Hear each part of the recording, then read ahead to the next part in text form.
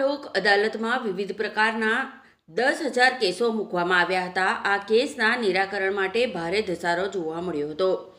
ગુજરાત રાજ્ય કાનૂની સેવા સત્તામંડળ અને ભરૂચ જિલ્લા કાનૂની સેવા સત્તામંડળ અને અંકલેશ્વર તાલુકા કાનૂની સેવા સત્તામંડળના સંયુક્ત ઉપક્રમે અંકલેશ્વર કોર્ટ સંકુલ ખાતે એડિશનલ ડિસ્ટ્રિક્ટ સિવિલ જજ C.K. મુનશીની અધ્યક્ષતા હેઠળ લોક અદાલતનું આયોજન કરવામાં આવ્યું હતું।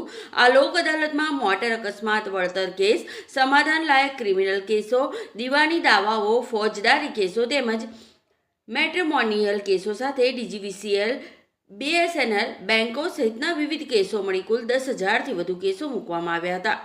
કોર્ટ સંકુલમાં લોક અદાલતનો લાભ લેવા માટે ભારે ધસારો જોવા મળ્યો હતો। લોક અદાલતમાં Ankleshwar bar association, court staff તેમજ ન્યાયાધીશોએ સેવા આપી હતી। લોક અદાલતના માધ્યમથી નાગરિકોનો સમય, વકીલ ફી તેમજ અન્ય આવવા જવાના ધક્કા પણ બચી જતા હોય છે, સાથે તાત્કાલિક ન્યાય મળી જતો હોય છે। આ ઉપરાંત નામદાર કોર્ટ પર કેસોનું ભારણ પણ ઓછું થતું હોય છે।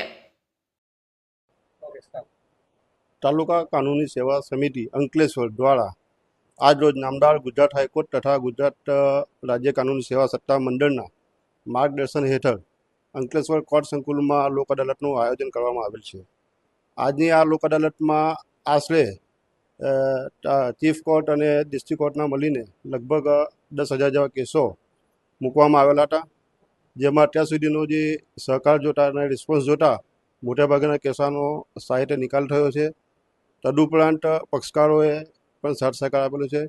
અંકલેશ્વર વકીલ મંડળના વકીલો તથા નામદાર કોર્ટ સ્ટાફે પણ પૂરી મહેનત કરીને લોક અદાલતને સફળ બનાવવા પૂરતો પ્રયત્ન કરેલ છે અને તે બધા સૌનો આભારી છે। અંકલેશ્વર વકીલ મંડળ તરફથી સૌનો આભાર માનું છું।